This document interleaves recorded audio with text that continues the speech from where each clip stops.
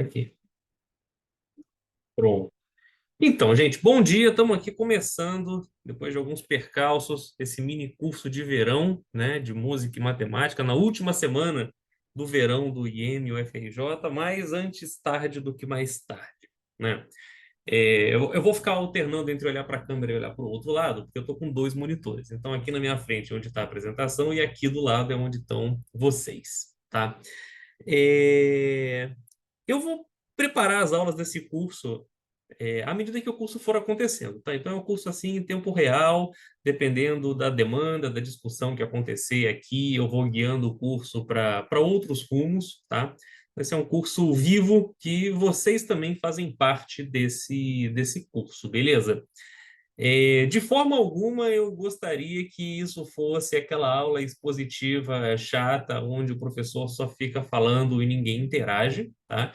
Para quem já teve aula comigo, sabe que eu gosto de aulas interativas, então, sempre que você sentir a necessidade, interrompa para falar alguma coisa, fazer alguma pergunta, fazer alguma colocação, não tem problema nenhum, muito pelo contrário, né? Eu encorajo fortemente que isso daí seja feito, como eu falei, esse curso ele é vivo, né? Ele não está preparado a priori, ele vai sendo preparado à medida que o próprio curso for acontecendo, tá? Sim, acho que fica uma dinâmica interessante. Bom, vamos começar então, né? Começar da onde? Começar do começo, né? Primeiro de tudo, deixa eu dar aqui uma palavra dos nossos patrocinadores, né? Eu não sou a única pessoa no mundo, nem no Brasil, que trabalha com essas coisas de música e matemática, tá? Em particular, eu faço parte do grupo de pesquisa Musmat, né? Que é composto por mim e por essas 5 pessoas. Carlos Almada, ali do Hino Pitombeiro, e Daniel Moreira são compositores, tá? E Carlos Matias e Cecília Saraiva são matemáticos, e eu também, né, sou matemático, tá? Então, é um time aí meio a meio, e a gente faz coisas bastante interessantes nessa direção de música e matemática, tá? Eventualmente, eu vou apresentar para vocês algumas das coisas que a gente faz dentro do grupo, tá? Mas para isso a gente precisa de algum aquecimento, enfim, precisa ter alguns conhecimentos aí nivelados para todo mundo, para a gente falar a mesma língua, tá? Até porque, como eu imagino que seja natural aqui no nosso curso, né? E como eu já vi por algumas pessoas que eu conheço que se inscreveram, nem todo mundo tem um conhecimento musical muito aprofundado, tá? Então, eventualmente eu vou ter que apresentar algumas coisinhas, dar um breve resumo de como que a gente lê partitura, enfim, coisas que vão ser importantes para a gente conseguir falar todo mundo o mesmo idioma, tá? Então, depois que a gente estiver falando a mesma língua, eu vou trazer um pouquinho do que a gente faz dentro do grupo de pesquisa Musmat, tá? Bom, então quem quiser acessar as nossas redes, aqui está, tá? A gente não é muito ativo nas redes sociais, mas isso vai mudar em breve. A gente tem um periódico científico, tá? Tem 2 periódicos científicos no mundo dedicados integralmente à música e matemática. Um deles é o nosso, o Brazilian Journal of Music and Mathematics, e o outro é o Journal of Mathematics and Music, de uma editora estrangeira, tá? Então, quem quiser, acesse aqui o nosso site, lá tem mais informações sobre o que a gente faz, tem link lá para o nosso periódico científico, a gente tem um canal no YouTube e a gente tem um programa de podcast também, né? Que está sob reformulação. A atividade mais interessante que a gente desenvolve no nosso canal do YouTube é um congresso. Esse congresso acontecia anualmente, agora está acontecendo bienalmente. Então, teve essa edição em 2021, teve uma em 2022 e agora em 2024 vai ter uma nova edição. Mas todo o material dos congressos está disponível no nosso YouTube, tá? E a gente tem também um podcast, tá? É o primeiro podcast do Brasil dedicado à música e matemática, espero que seja o primeiro de muitos, tá? A gente tem até o momento 7 programas gravados, que eram no formato mais ou menos de entrevista, 6 em português e um em inglês. Então você encontra esse podcast tanto no nosso YouTube quanto no Spotify ou nas outras plataformas de podcast. E a novidade é que esse podcast, desde o dia 15 de janeiro, ele é oficialmente um projeto de extensão no Instituto de Matemática do FRJ. Tá? Então, uma das coisas também que esse curso vai servir vai ser como uma propaganda, né, não só do grupo de pesquisa, mas da área como um todo, para que quem tiver interesse possa participar de algum processo seletivo que vai acontecer para participar do Musmate Podcast. Eu vou falar mais disso mais para frente, numa aula futura, tá? Novamente, a gente tem que estar com alguns pés de conhecimento igual antes de eu poder falar com todos os detalhes desse projeto. Beleza? Então, quem for aluno da FRJ aí e quiser participar eventualmente de um projeto de extensão, quem sabe essa daí pode ser uma oportunidade, né? E como eu falei, como esse daqui está se tornando um projeto de extensão, em breve nossas redes sociais vão se tornar mais ativas, que eventualmente a gente vai precisar de pessoas também para coordenar as nossas redes sociais, né? Para ajudar a gente com isso. Beleza? Bom, e, né, um projeto dentro do grupo de pesquisa Musmate, do qual eu faço parte, e que eu tenho muito carinho, é o projeto MPB. Em breve vai acontecer o lançamento oficial do site do projeto, né? Em breve, na quinta-feira. Então, na nossa última aula, eu já vou poder divulgar para vocês o link aqui. E esse é um projeto, assim, muito interessante. Eu espero que lá no final do nosso curso eu consiga trazer para vocês mais ou menos o que a gente faz aqui dentro do escopo desse projeto, porque ele é exatamente dentro do que eu acredito, né, que seja necessário ser feito na pesquisa em musicologia hoje em dia, né? Ou seja, uma pesquisa estatística com uma grande base de dados. E a gente está fazendo isso com a música popular brasileira, tá? Então, como está escrito aqui, esse projeto tem um propósito bastante ambicioso, que é determinar de modo sistemático o que é a MPB, né? Música popular brasileira, né? Tem como meta a aplicação da tecnologia teórico-metodológica, né? É, abordagens analíticas harmônicas, contemplando um monte de coisa aí de música e tudo mais. E o objetivo disso é estudar, primeiramente, 10 compositores de reconhecida atuação no cenário musical brasileiro e tentar entender, né, o que tem de comum entre eles que a gente escuta e fala, puxa, caramba, isso é MPB, né? Nossos 10 primeiros compositores de escolha são esses aqui, né? Rita Lee, Djavan, Edu Lobo, João Bosco, Chico Buarque, Tom Jobim, Ivan Lins, Milton Nascimento, Caetano Veloso e Gilberto Gil, que são inegavelmente 10 grandes nomes da MPB. E a principal dificuldade é construir a base de dados, que é um procedimento que a gente está terminando agora. Tá? Então, a gente está essencialmente pegando 10 músicas, 50 músicas de cada uma desses 10 compositores e fazendo uma base de dados que no final aqui do mini curso eu vou contar para vocês e fazendo uma análise estatística com isso daí. Então, é um projeto realmente bastante ambicioso, a longuíssimo prazo, é um projeto para a vida toda, mas eu acho que tem coisas bastante interessantes para acontecer. Tá? Então, o site oficial do projeto ele vai ser lançado, vou falar o link para vocês na sexta-feira, e a graça é que muita coisa desse projeto vai estar disponível gratuitamente e em português nesse site. Tá? A gente também pretende lançar artigos científicos em inglês, mas quem é do Brasil, né, é VIP. Então a gente vai colocar informações em português, numa linguagem relativamente acessível dentro do site do projeto. Beleza? Que já está em montagem. Esse é um projeto que eu participo junto com o Carlos Almada e mais alguns alunos, né, lá da Escola de Música, e que está sendo muito legal. Tá? Então, bom, vamos lá. Vamos começar então, agora que passou a palavra dos nossos patrocinadores, vamos começar aqui com nosso mini curso mesmo, né? Então, como eu falei, né, tem que começar falando algumas coisas básicas, beleza? Então, eu vou começar falando um pouco sobre música, som e notação musical, tá? Então, primeiro de tudo, vamos discutir o que é música, né? Trazer uma informação aqui da nossa querida Wikipédia, tá?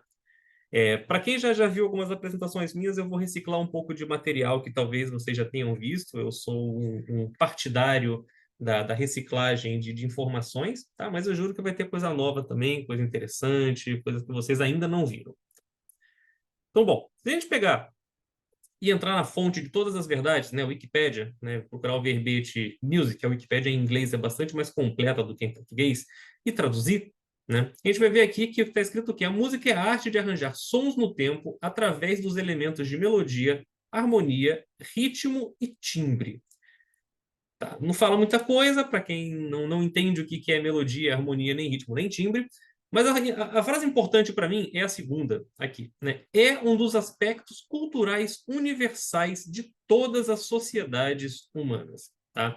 Então não se conhece nenhuma sociedade que não tenha nenhum registro de alguma manifestação musical, tá? Isso desde a antiguidade até os dias de hoje, tá? Então realmente é um aspecto cultural universal de todas as sociedades humanas, tá? Bom, continuando no verbete da Wikipedia, em muitas culturas a música é uma parte fundamental do estilo de vida das pessoas, pois desempenha um papel importante em rituais religiosos, cerimônias de passagem, atividades sociais e atividades culturais que variam desde o canto de karaokê amador até tocar em uma banda de funk amadora ou cantar em um coral comunitário. As pessoas podem fazer música como hobby, como adolescente tocando violoncelo em uma orquestra juvenil, ou trabalhar como músico ou cantor profissional, tá?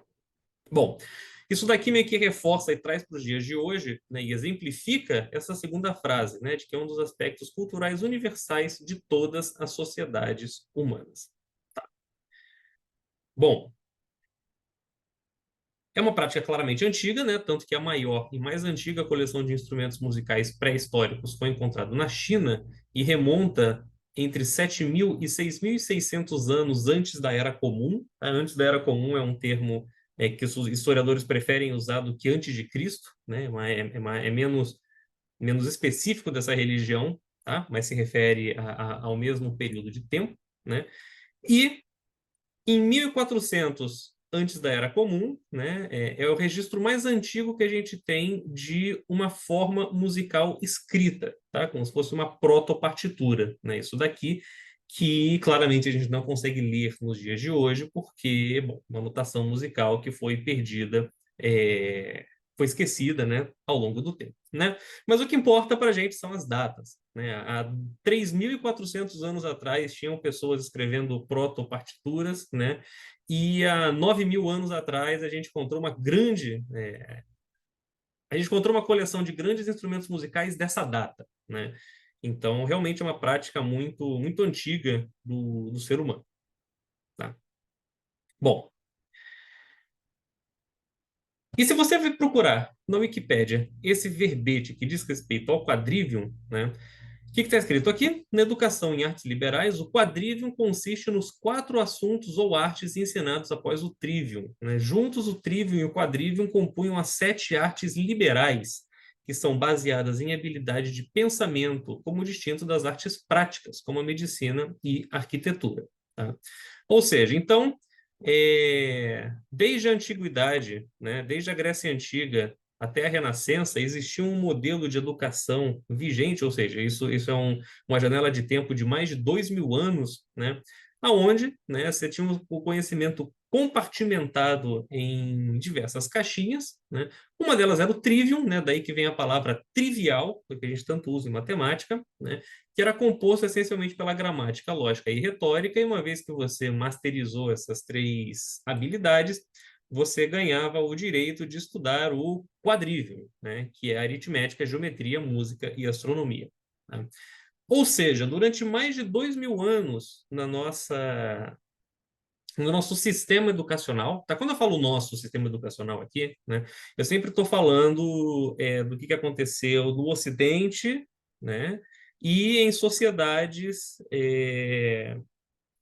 europeias, tá? Eu sei, isso está longe de ser inclusivo em relação a tudo que música e sociedade faz, na verdade é bem excludente até, só que infelizmente a maneira como a gente aprende as coisas, né, é uma coisa muito eurocêntrica. Felizmente tem movimentos para mudar isso daí, com a etnomatemática, a etnomusicologia, né, trazendo é, outras formas de se praticar matemática e se praticar música que não sejam derivadas, né, dessa cultura europeia, né?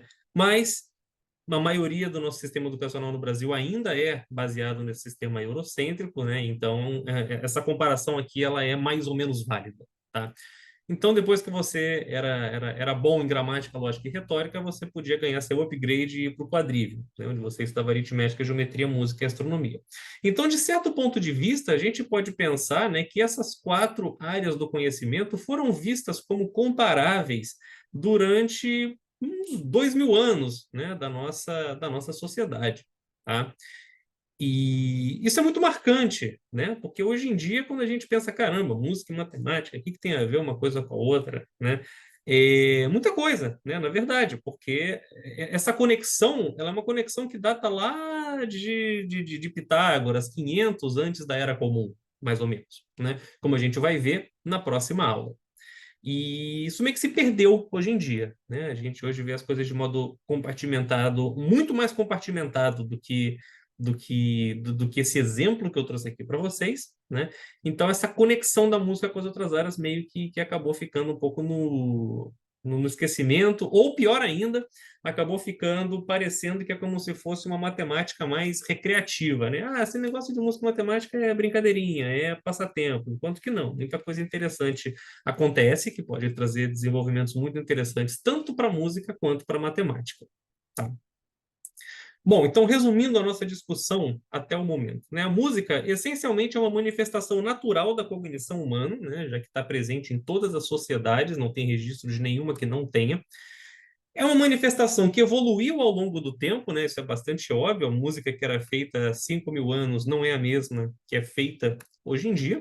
É uma parte inerente da nossa cultura, né? Expressa emoção, conta a história, transmite mensagens e ideias, e é claro, né, que chamou a atenção de estudiosos de várias áreas, incluindo matemáticos e estatísticos. Bom, não dá para falar de alguma coisa de matemática que não tenha o nome do Euler, né? Então eu já estou aqui pagando o meu pedágio mencionando Euler, ou Gauss também serve. Tudo de matemática tem que mencionar o nome de Euler ou Gauss pelo menos uma vez. Então, estou pagando o meu pedágio aqui com Euler, né? Então, existe uma coisa chamada Tonets, que em alemão significa rede de tons, a gente vai ver também um pouco mais para frente no nosso curso, que é um diagrama conceitual em forma de treliça que representa o espaço tonal, e foi primeiro descrito por justamente ele, Euler, em 1739. Tá? A gente tem diversas representações visuais do Tonets que podem ser usadas para mostrar relações harmônicas tradicionais na música clássica europeia. Essa daqui da direita é uma representação mais moderna, né?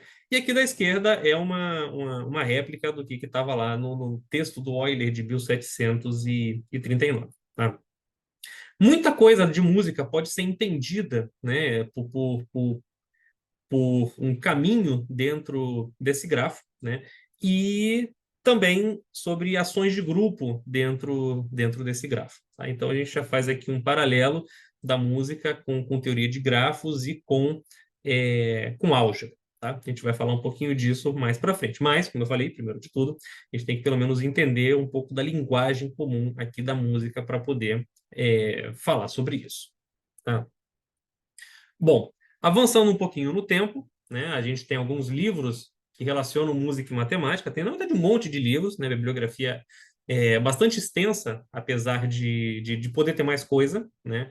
Então, eu recomendo esse texto aqui do David Temperley, de Music and Probability. Ele essencialmente modela transições entre objetos musicais, no caso aqui notas, mas pode ser outras coisas também, usando modelos probabilísticos, e é bastante interessante para se extrair informações de conjuntos de obras musicais. O que a gente faz dentro do projeto MPB é uma coisa mais ou menos nessa mesma direção, né? Para quem gosta de coisas de inteligência artificial e etc, etc, tem aqui esse texto do Jean-Pierre Briot, Gaëtan Hades e François Paché, Deep Learning Techniques for Music Generation, ou seja, fala sobre redes neurais para geração de material musical, né? É um texto bem interessante também. Se não me engano, ele está disponível online no site dos autores gratuitamente.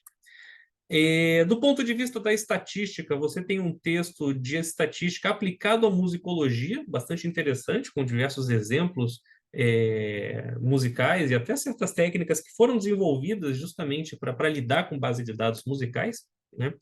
Um texto aqui que eu gosto muito, Fundamentals of Music Processing, né? Ou seja, um texto que fala sobre processamento de sinais musicais, ou seja, você pega uma gravação de música e você extrai alguma informação dela, como idealmente, né, a partitura, apesar de ser um procedimento bastante difícil, né? É um livro bem legal também. Textos mais introdutórios, eu recomendo esses dois aqui. O Musymatics, do Garrett Loy, um texto em 2 volumes, né? Vou pegar bastante coisa desse texto para trazer aqui para a gente. E o Mathematics and Music, um texto curtinho, de 100 e poucas páginas, do David Wright, introdutório também, super, super legal. Tá? Um outro aqui, pouco mais inesperado, né, trazendo elementos de teoria da informação e estatística para análise de obras musicais. Esse livro eu conheço pouco, mas eu trouxe mais porque eu gosto muito de Bach, né? E se você gosta de música não ocidental, né, tem também textos sobre musicologia computacional e música hindustani, por exemplo. Esse texto aqui eu realmente conheço muito pouco sobre ele, mas essa série, Computational Music Science, é uma série bem interessante. Tem muitos livros bem legais sobre música e matemática. Inclusive, tem um texto desse Guerino Mazzola aqui, dessa série, um calhamaço de mil e não sei quantas páginas, onde ele faz aplicações de topologia, teoria de categorias e outras coisas assim muito, muito esotéricas em música, tá? Coisas que eu realmente não tô nem perto de conseguir entender o que se trata, tá? E também quem quiser ver mais coisas interessantes sobre isso, você pode ver algumas coisas do Congresso Musmat de 2020. Foi um congresso bem grande que a gente organizou, foi o primeiro congresso remoto que a gente organizou, né? Tava naquela febre de, vamos fazer evento remoto, e aí dava para chamar um caminhão de pessoas, fazer um monte de coisa, tarará. Vou mandar sim, Caio. Pode deixar que eu vou mandar. Pode deixar. Como nem todo mundo tem PowerPoint, talvez eu exporte ela em PDF para mandar para vocês, tá? E o PowerPoint ele é muito temperamental. Se ele gera um arquivo PPTX, que se você tentar abrir, por exemplo, no Google Docs ou no LibreOffice, ele pode estragar completamente a diagramação. Então, vou mandar uma versão em PDF, que é inofensivo, não tem diferença nenhuma. E aí vai ter todos os linkzinhos clicáveis, vai estar tudo lá, e aí vocês podem pegar esses livros também. Beleza? Então, nesse congresso aqui de 2020, né, tiveram algumas sessões, foi todo em inglês, né, o congresso nosso é todo em inglês, então, em particular, teve essa mesa redonda número 1, foi bem interessante. Em particular, essa primeira palestra aqui do Moreno Andreata, Process and Techniques of Mathematical Learning, How to Teach Math Through Music via Computer Science, né? Bem legal, é uma forma bem interessante de você ensinar matemática e música junto com ciência da computação. Mesa redonda número 2 também foi super legal. A gente conseguiu trazer 2 grandes pesquisadores, o David Temperley e o Fabian Moss, para falar sobre probabilidade e música, né? David Temperley, o autor desse livrinho aqui.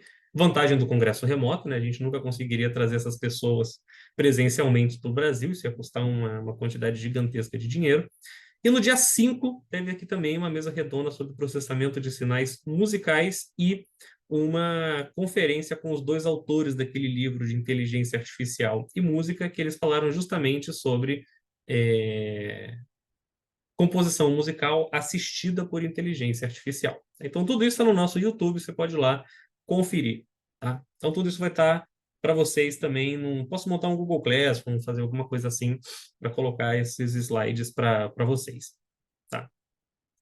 Bom, beleza. Então, agora que a gente já fiz bastante propaganda, né? Agora que a gente entendeu, né, a localização da música na nossa cultura e agora que a gente entendeu também que a relação entre matemática e música é algo bastante antigo e que infelizmente acabou sendo um pouco perdido, né, ao longo do tempo, acabou sendo um pouco esquecido.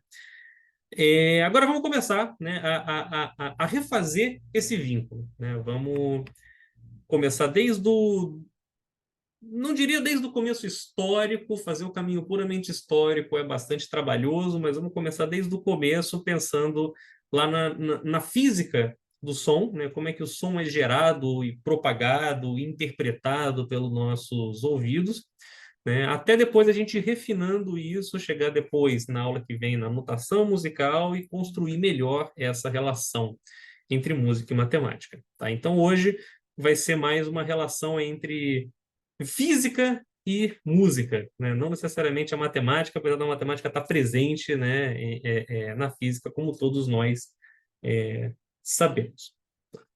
Então, bom, como é que o som é gerado e se propaga, né? Então, um diapasão, né? Diapasão é um instrumento assim nesse formato de forquilha. Você segura ele aqui nessa pontinha aqui de baixo, você bate ele em alguma superfície e essas duas varetas aqui elas vão vibrar, né? Produzindo algum som. Tá? Então, um diapasão vibrante resulta em uma vibração de vai e vem das partículas de ar ao redor. A oscilação de pressão se propaga como uma onda longitudinal pelo ar. A forma de onda mostra a variação ao longo do tempo da pressão do ar em relação à pressão média do ar em um local específico, conforme indicado pelo microfone. Bom, vamos destrinchar isso daí então, né? Então você tem uma fonte sonora, tá? Aqui no caso está sendo mostrado um diapasão, mas pode ser, sei lá, pegou um violão e tocou uma corda, tem alguém falando, né, que são as cordas vocais vibrando também, qualquer coisa que gere um som, tá? Então, toda geração de som está associada a algum movimento vibratório, né? Algum movimento oscilatório em alguma fonte sonora. Tá? Essa vibração ela vai ser transmitida para o ar. Tá? E aí, como é que essa vibração desse elemento físico, né, vai se propagar no ar? Ela vai fazer é, regiões onde as moléculas de ar estão mais comprimidas e regiões onde as moléculas do ar estão mais rarefeitas. Tá? Então, a gente pode representar isso pela seguinte função aqui do tempo. Tá? Então, no eixo X, a gente tem o tempo. Aqui em preto, a gente tem a pressão atmosférica, né, estável ao nosso redor. E aí, essa curva em azul, ela está representando justamente esse desvio da pressão atmosférica. Né? Valores abaixo de zero aqui indicam que você está numa região onde tem uma rarefação, né, das moléculas de ar e, portanto, a pressão é localmente menor. E aonde as moléculas de ar estão mais juntinhas, você vai ter um valor positivo dessa função, indicando que a pressão localmente está acima da pressão média. Tá? Então é assim que é o processo de geração e propagação do som. Tá? O som é uma onda que precisa de um meio para se propagar, né? Então, sem ar não tem som, né? Ou sem qualquer outro meio físico, né? O som também se propaga dentro de meios sólidos. Por exemplo, quando você faz um exame de ultrassom, o que você está fazendo é essencialmente fazendo um som, mas que um som que não está dentro do limiar de audibilidade humano se propagar através do seu corpo, né? E aí, o que acontece com essa onda sonora quando ela bate em algum órgão seu e é refletida de volta pro transdutor usado para fazer o exame, te dá alguma informação visual importante sobre o seu órgão, né? Então, no caso, o som sempre precisa de um meio para se propagar, e no caso do que a gente escuta, né, é claro que esse meio ele vai ser sempre o ar. Tá? E aí, em determinado ponto, você tem um elemento que capta, né, essas vibrações sonoras, seja um microfone para fazer uma gravação, ou seja, o seu ouvido. Né? E aí, ou o microfone ou o seu ouvido vão interpretar essa sucessão de compressões e rarefações da onda sonora como alguma coisa. Tá? No caso do nosso sistema auditivo, tá? O nosso sistema auditivo ele funciona de uma forma bastante complexa, tá? Então, você tem aqui o canal auditivo, que é onde acumula cera, né?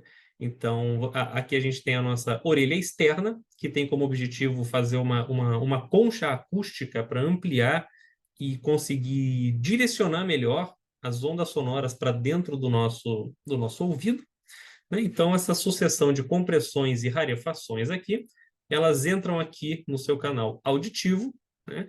E elas vão ser transmitidas até a membrana timpânica, né? O nosso tímpano. E aí o nosso tímpano ele vai vibrar também, né? De acordo com essa onda que está chegando aqui.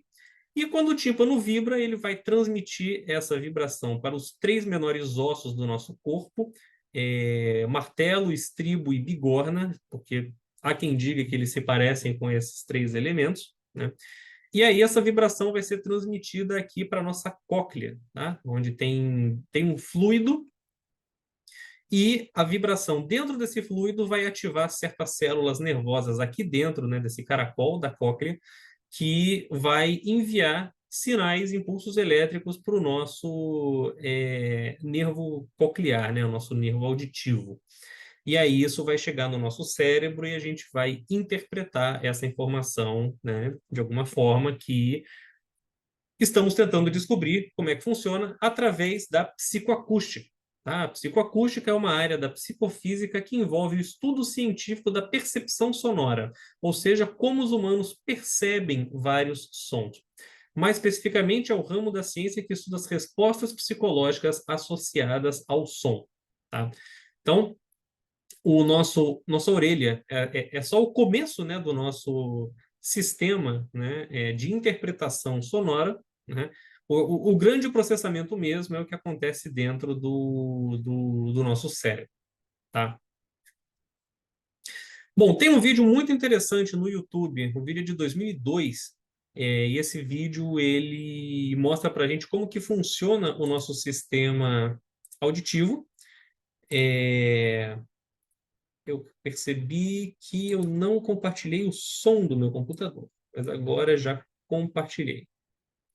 Pronto, som compartilhado. Vou mostrar um pequeno trecho desse vídeo aqui para vocês, depois vocês podem ver e assistir ele do início ao fim, é um videozinho de uns 7 minutos, e ele explica, assim, bem tintim por tintim, como é que o som entra no seu ouvido e todos os procedimentos que acontecem, né? Então, a etapa final que acontece é a seguinte: o tímpano vibrando, passando as informações para os ossinhos, e passa a informação para o fluido que tem dentro da nossa córnea e ativando certos impulsos elétricos aí. Então é um vídeo bem legal, apesar da animação ser bem anos 2000, né? Eu gosto, para mim tem um certo tom de nostalgia, mas assim, é um vídeo muito educativo sobre como que funciona o nosso aparelho auditivo, tá? E como sempre, eu sempre gosto de dar uma deixa aqui e falar para as pessoas cuidem bem do seu aparelho auditivo, tá? Nosso aparelho auditivo e o nosso sistema visual são dois dos sistemas mais sensíveis que a gente tem dentro do nosso corpo, tá? Então, não forcem muito o olho de vocês, pinguem colírio, não fica esfregando o tempo todo, né? Tomem cuidado. E, em relação ao ouvido, não fique catucando aqui com cotonete. O cotonete é a pior maldição que você pode fazer para o seu ouvido, tá? Que a cera, né, ela tem o objetivo de proteger o seu canal auditivo de impurezas, poeira que entra no dia a dia, sei lá, um mosquitinho que entra no seu ouvido e coisas assim, tá? Então, a cera não é um elemento nocivo. E, claro, a cera incomoda depois de um tempo. A gente gostaria de tirar a cera do nosso ouvido. Só que o problema do cotonete é que o cotonete empurra a cera cada vez mais para o fundo do nosso ouvido. E isso pode causar inflamação, né? Pode causar otite, porque a gente mora numa cidade quente e úmida, tá? Então, o que que acontece? Tem um blocão de cera aqui interrompendo o seu ouvido, você vai suar, né, no Rio de Janeiro, e você vai causar uma umidade aqui, e umidade é o lugar perfeito para fungo se proliferar, e aí você ganhou uma otite, tá? Otite é a inflamação do ouvido, tá? Pode ser uma otite externa, otite média ou otite interna, que é um caso mais grave, tá? Então, é recomendável ir periodicamente no otorrino para ele fazer uma lavagem ou com uma pinçazinha e tirar a cera do seu ouvido. Eu vou periodicamente no otorrino, recomendo fortemente para quem nunca foi no otorrino tirar cera. Assim, você vai descobrir que você era surdo ou surda, com certeza. E você vai escutar maravilhas depois que o otorrino tirar a cera do seu ouvido. Você vai descobrir notas musicais que você não sabia que existiam. Eu juro para você que isso vai acontecer, né? E seu ouvido vai ficar muito mais saudável sem você ficar catucando ele lá com cotonete. Né? Eu sei, é gostoso pra caramba coçar o ouvido com cotonete, né? Eu também gosto, mas tem que parar com isso daí, faz mal. Bom, bom, então colocando aqui de novo o nosso desenho, né? É, A gente pode então interpretar essa essa função aqui, né, justamente como uma função, né, não tem muito o que dizer aqui, né, essa variação da pressão sonora a gente pode pensar como se fosse uma função do tempo, né, uma função x de t, né, onde o seu parâmetro t pertence ao conjunto dos números reais, tá? E x de t também é um número real, né? Então, ok, está pensando aqui o som, né, como se fosse uma função, e os valores dessa função representam justamente essa flutuação da pressão sonora em relação a um valor de referência, tá? Bom, grande parte do nosso contato, né, com músicas e sinais sonoros como um todo são informações que a gente tem gravada em computador ou são transmitidas através da internet, tá? Bom, T pertencente aos números reais é uma quantidade não enumerável de informação, né? E cada número x de t é um número real que tem uma quantidade infinita de casas decimais. Então a gente precisa fazer alguma sacanagem para resolver esse problema, tá? Qual sacanagem que a gente faz? A gente vai fazer uma amostragem, tá? Ou seja, em vez da gente olhar essa flutuação da pressão sonora como uma função x de t, né, que é o que está em azul aqui, a gente vai discretizar essa função e olhar essa função em alguns pontos, tá? Ou seja, eu vou olhar em x de nt para n nos números inteiros, onde t aqui é o que eu estou chamando do meu período de amostragem, tá? Ou seja, eu estou, em vez de olhar a minha função em azul, eu estou pegando alguns instantes de tempo dela, são minhas bolinhas em vermelho, para armazenar. Então, ufa, agora sim eu já tenho alguma chance de conseguir salvar uma música no meu celular, né? Porque agora eu não tenho mais x de t para t real, mas agora eu tenho x de n para n inteiro. Tá? Tudo bem, inteiro você pode colocar entre zero e algum número, né? Então, isso vai ser uma quantidade finita de valores. O problema é que o x de n ainda é um número real, né? Então, o procedimento adicional que é necessário é fazer um arredondamento, né, desses valores para que você consiga armazenar eles com um número finito de casas decimais. Tá? Isso aqui é chamado de quantização, né, esse processo de arredondamento. Qualquer semelhança com a mecânica quântica não é mera coincidência, mas não vou entrar nesses detalhes aqui. E aí sim, quando você tem, né, uma informação, né, um sinal, a gente chama isso de um sinal de áudio, né, discretizado tanto no eixo X quanto no eixo Y, aí sim você pode dormir tranquilo ou tranquila, que você vai conseguir armazenar ele no seu celular ou no seu computador. Tá? Eu não vou entrar muito ao longo desse mini curso nessas questões aqui de processamento de sinais e amostragem, tarará, etc, etc. Só estou dando uma breve passagem, como eu falei, para que a gente fale o mesmo idioma em breve. Tá? E aí, né, é, a qualidade de CD, né, ou seja, a música que é gravada num CD, ela é gravada com 44.100 observações a cada segundo. Ou seja, a cada segundo você armazena 44.100 desses valores aqui. Tá? Por que que isso acontece? Existe um teorema chamado Teorema de Shannon-Nyquist, um teorema importante em teoria da informação, que eu também não tenho como trazer aqui para vocês. A gente precisaria de um mini curso inteiro sobre teoria da informação só para falar desse teorema, então a gente vai ter que acreditar nele aqui, ou seja, nenhuma perda de informação perceptível pelo nosso sistema auditivo ocorre se a gente coleta uma informação a cada, ou melhor, 44.100 informações a cada segundo. Então tem um teorema da teoria da informação que diz para a gente que isso é bom. né? Isso daí é bom para a gente é, digitalizar um sinal de áudio, tá? A gente faz uma quantização em 16 bits, ou seja, em vez da gente poder considerar todos os valores reais aqui no eixo Y, a gente considera 2 elevado a 16 valores aqui. 2 elevado a 16 é um número bastante grande para a gente estar perdendo muito pouco, né? Então, isso todo CD ele é gravado nessa qualidade, né? 44.100 amostras por segundo e discretizado com 16 bits. E na época que o CD foi lançado, né, na década de 70, foi feito um monte de testes, testes do quê? Psicoacústicos, né? Um monte de experimento com pessoas, comprovando que realmente você não tem perda de informação dentro dentro desse protocolo, tá? Isso dá origem a um arquivo com extensão .wav, né, um arquivo WAV. E só para a gente ter ideia um pouco da magnitude, né, de um sinal de áudio, imagina que você tem uma música monofônica com duração de 4 minutos. Né? O que significa uma música monofônica?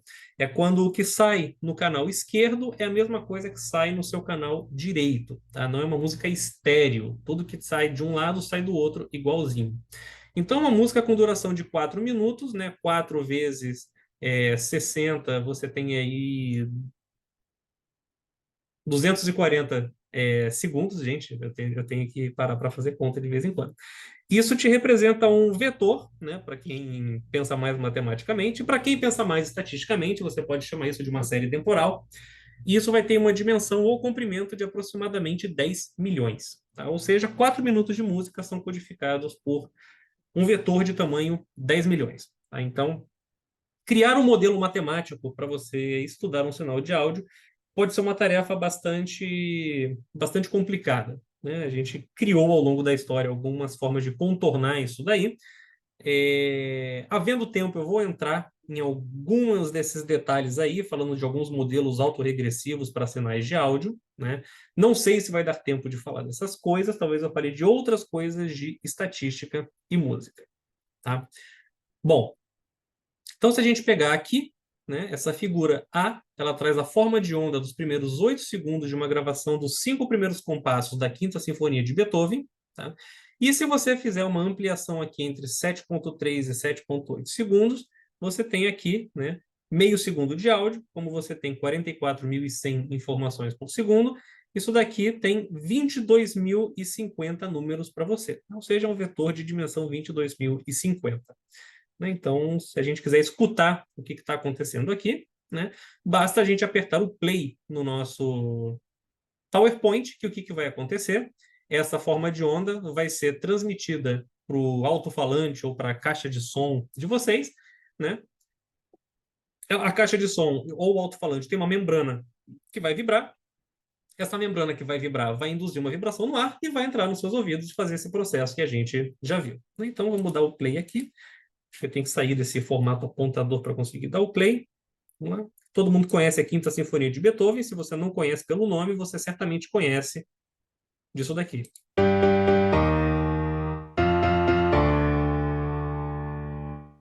Né? Era a propaganda do Enéas, né? Quando o Partido Prona ainda fazia propagandas eleitorais na televisão.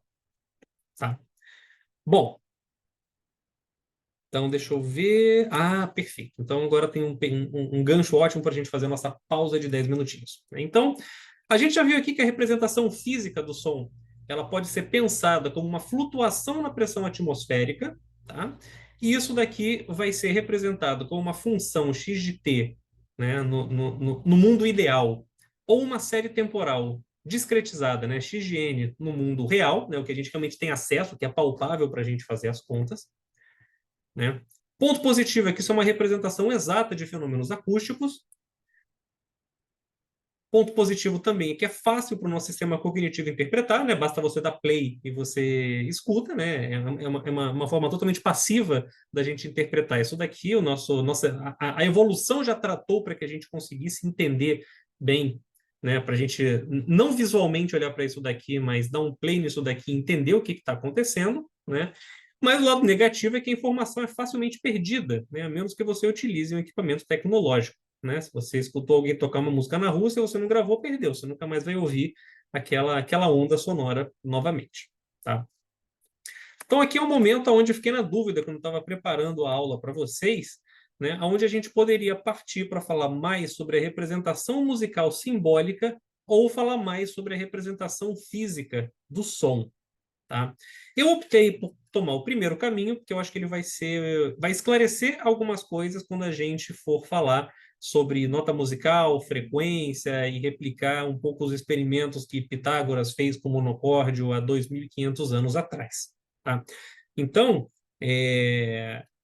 e aí na próxima aula a gente vai falar mais sobre a representação musical simbólica, mas na aula de hoje a gente vai acabar se focando mais sobre a representação física do som, né? Ou seja, entender um pouco mais sobre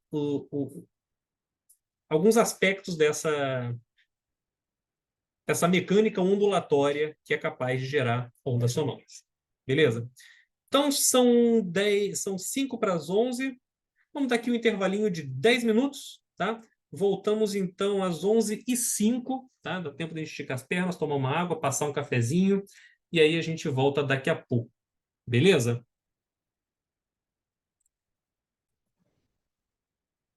Bom, então depois aqui do intervalo, vamos falar um pouco mais sobre a representação física do som, tá? Beleza. Então, é, pegando aqui uma forma de onda bastante básica, né? Uma forma de onda, uma função trigonométrica, um seno ou um cosseno, vamos entender alguns elementos, né, básicos que formam uma forma de onda, tá? Bom, a gente tem a amplitude, né? A amplitude ela está associada ao quanto, né, de ar que é comprimido ou rarefeito, né, nessa propagação dessa onda sonora, ou seja, o quanto, né, que você comprime e rarefaz, rarefaz, esse verbo existe, né, você torna o ar rarefeito, né, e que é interpretado pela nosso sistema cognitivo como se fosse o volume, né, do som, né, de certa forma. Você tem o período, né, que é o tempo que leva para essa onda, né, completar um ciclo completo, né?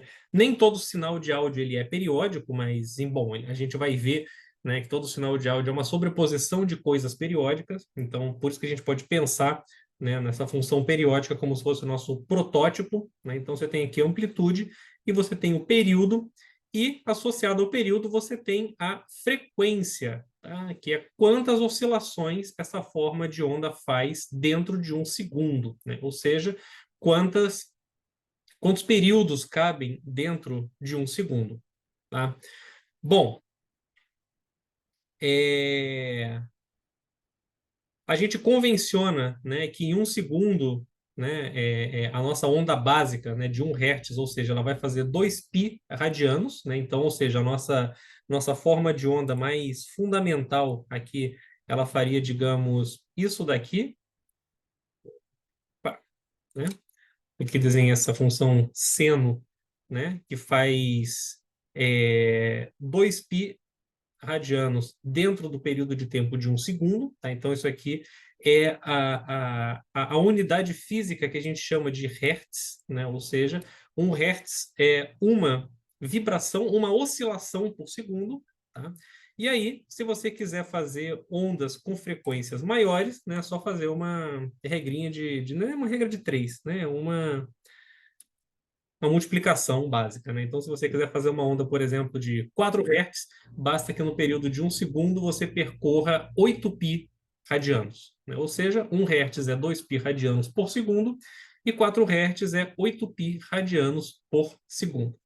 Tá?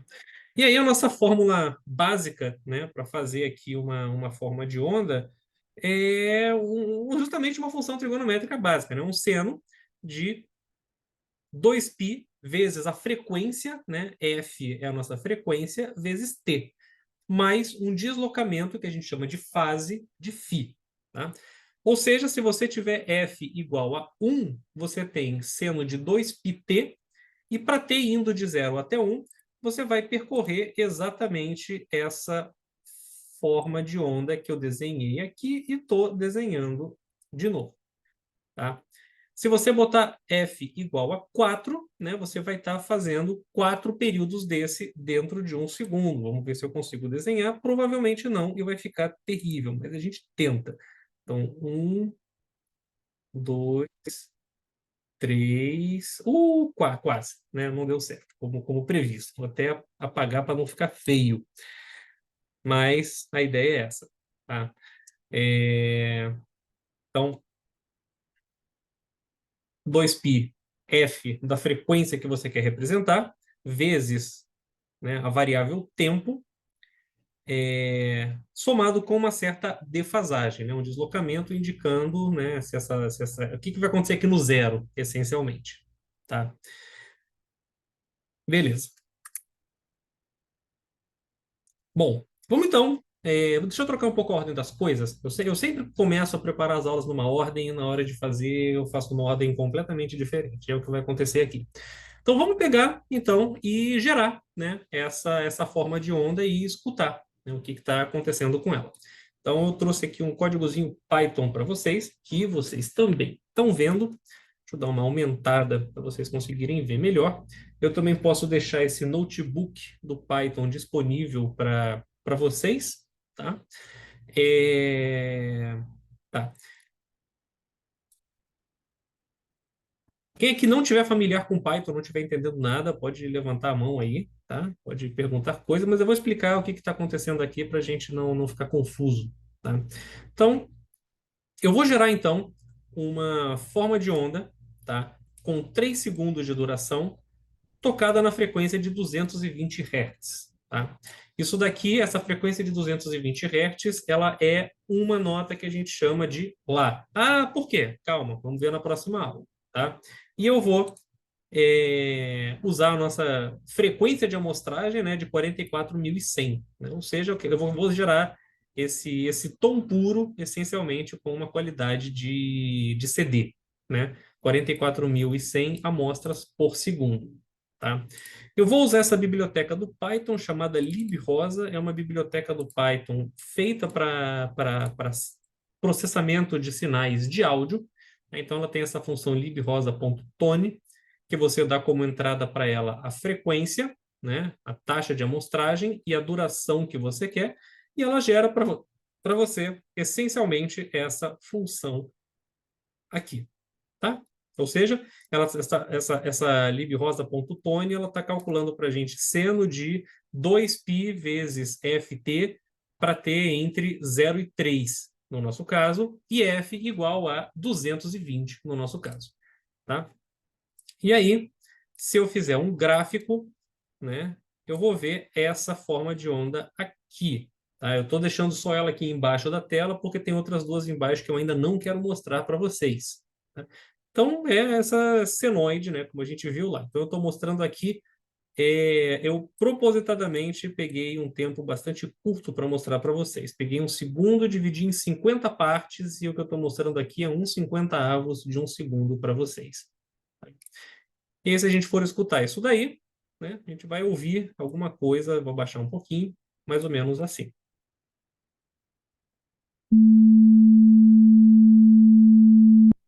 Né? Muito emocionante, né? Um tom puro aqui sendo reproduzido na frequência de 220 Hz. Né?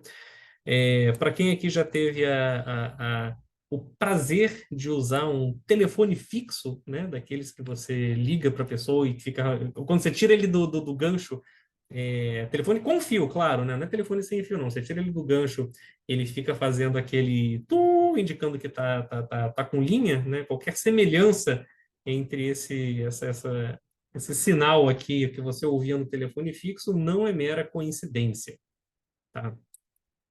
Então é assim que soa para a gente, né, um tom puro, né, uma senoide, né, uma função trigonométrica pura, soa assim para a gente. É um som bastante básico, não tem nenhuma emoção, né, isso não é música, né, de forma alguma, né, mas como a gente viu lá no começo, né, na nossa definição de música, é a arte de arranjar sons no tempo. Né? Então, se a gente quer entender mais sobre aspectos matemáticos dessa arte de arranjar sons no tempo, primeira coisa que a gente tem que fazer é entender como é que os sons funcionam, né? Que é o que a gente está fazendo aqui. Primeiro, entendendo como é que um som funciona.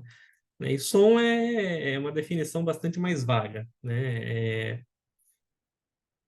Qualquer coisa que o nosso aparelho auditivo consiga interpretar, você pode pensar que é um som, né? Dentro do nosso limiar de audibilidade, tá?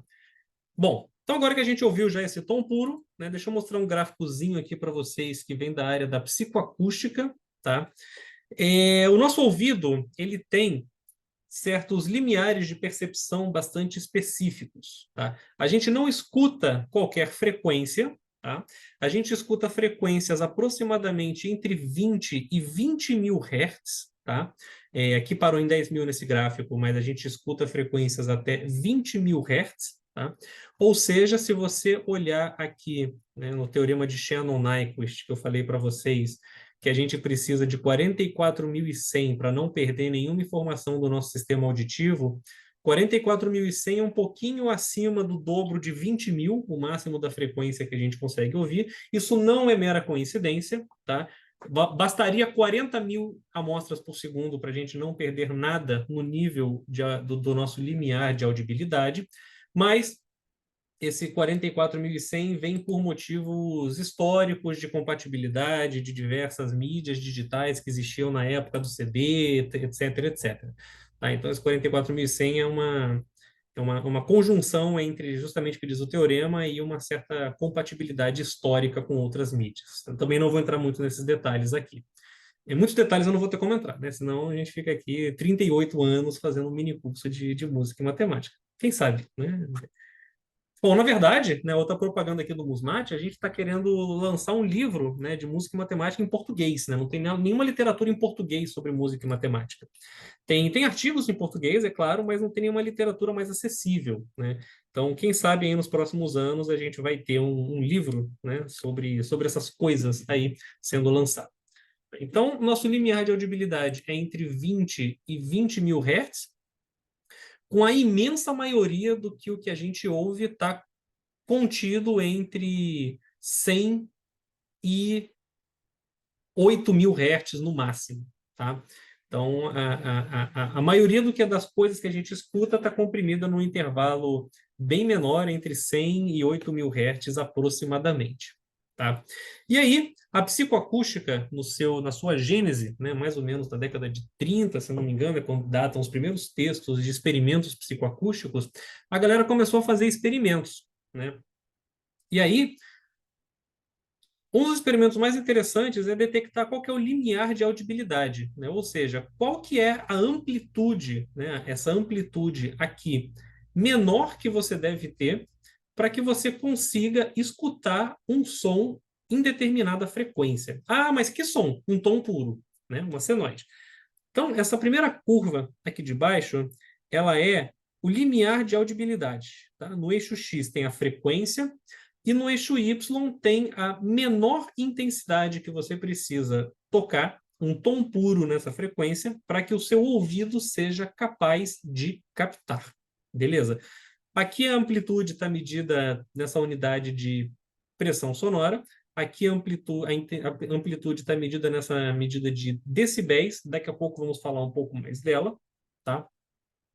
E essas outras curvas aqui para cima são chamadas das curvas de igual audibilidade, tá? Ou seja, se você tocar a frequência que está no eixo X com a intensidade que está no eixo Y ao passear por essa curva, você vai ouvir todos esses tons como se fossem no mesmo volume, tá? Ou seja, a relação entre amplitude e o que a gente ouve não é direta, tá? A relação entre a amplitude que a onda sonora é executada e o que a gente escuta depende da frequência, tá? Então, a gente tem essas curvas aqui de igual audibilidade, tá? Ou seja, relacionando a intensidade que você tem que tocar cada frequência para ouvi-las como se fossem iguais, né? E aí, você tem aqui bem no alto, né, o chamado limiar da dor, né, que ou seja, seu ouvido já começa a doer se você começa a escutar coisas nessa intensidade. Tá? E por que a gente usa essa medida de decibéis aqui? Eu vou falar mais sobre essa unidade de medida futuramente, tá? Essa aqui vai ser uma introdução muito breve, né? É porque a nossa percepção auditiva ela não é medida numa escala linear, ela é medida numa escala logarítmica, tá? Então, se você pegar aqui, digamos, a frequência de 1000 Hz, tá? É a frequência considerada como padrão para se fazer esse experimento. E você quer pegar, né, a amplitude, menor amplitude que eu preciso tocar uma senoide pura a 1000 Hz para que a gente consiga escutar, tá? Isso daqui é o que a gente vai chamar de zero. Tá? A gente vai fixar que o nosso zero da nossa escala é a menor amplitude que eu preciso tocar um tom puro a 1000 Hz para que ele esteja no meu limiar de audibilidade. Tá?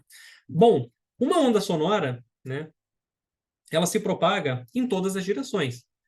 Né? Então, se você pega... tem uma aqui, por exemplo, aqui minha caixinha de som onde eu estou ouvindo as coisas que eu toco na nossa aula. Tá? Então, ela gera uma onda sonora que se propaga radialmente. Né? Então, uma medida fisicamente mais interessante do que simplesmente a amplitude, né, com a qual essa onda sonora foi emitida, é a potência com a qual essa onda sonora se propaga, tá? Ou seja, watts, unidade de medida de potência, por metro quadrado, né? Já que é uma onda que se propaga radialmente, né? A esfera é algo bidimensional, então a gente pode pensar nessa unidade de potência por área, tá? Então, o nosso limiar de audibilidade, né, em 1000 Hz, ele é uma onda sonora que tem a potência de 10 elevado a menos 12 watts por metro quadrado.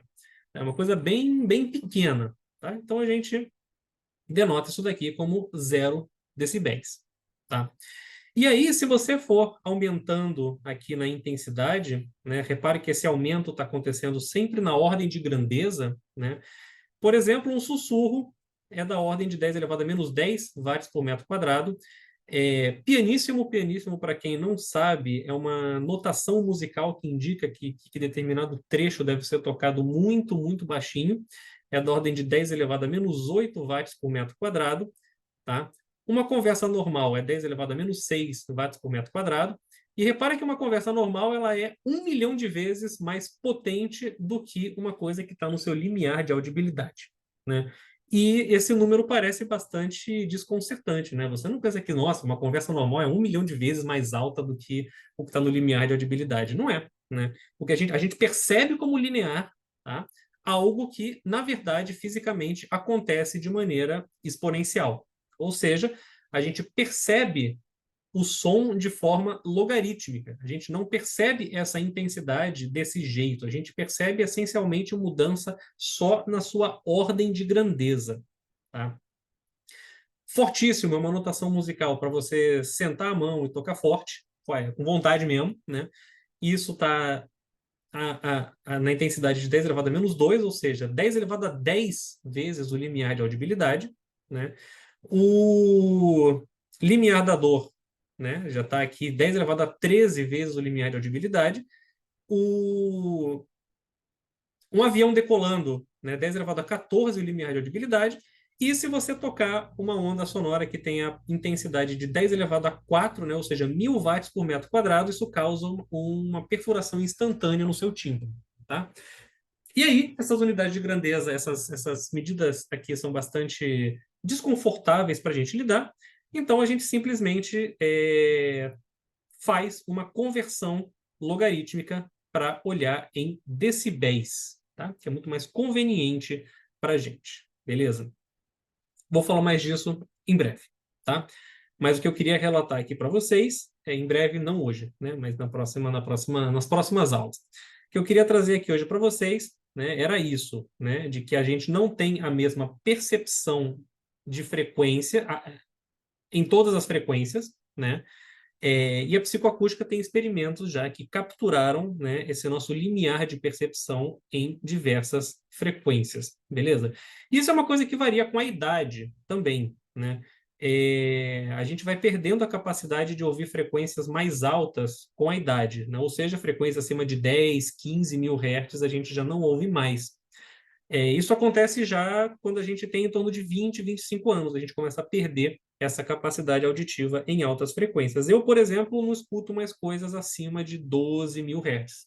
De 12 a 20 mil eu já não escuto mais nada. Mas tudo bem, apesar de parecer caramba, né, de 20 a 10 mil e 10 mil a 20 mil, né, parece que você perdeu metade da sua audição. Não, lembra que a nossa percepção ela é logarítmica. E ela não é logarítmica só na intensidade, ela é logarítmica na frequência também, né? Então, de 10 mil a 20 mil não é tanto assim, né? A gente vai ver que isso é essencialmente uma oitava só, a gente vai formalizar esse termo em breve, tá? E que o que a gente ainda consegue escutar representa a vasta maioria do que o que a gente precisa para sobreviver, tá? Quem já foi no otorrino e fez testes de audiometria, provavelmente você fez uma audiometria que vai até 8 mil Hz, no máximo até 10 mil Hz só, né? Que é o que a gente precisa, né? Você não precisa se preocupar tanto com o que acontece acima disso daí, tá? Bom,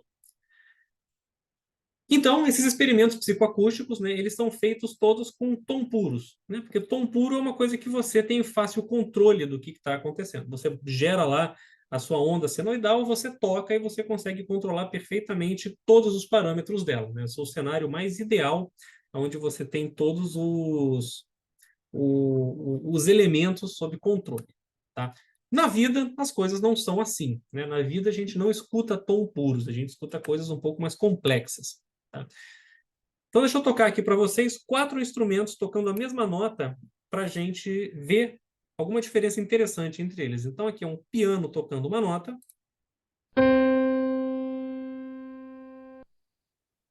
trompete tocando essa mesma nota,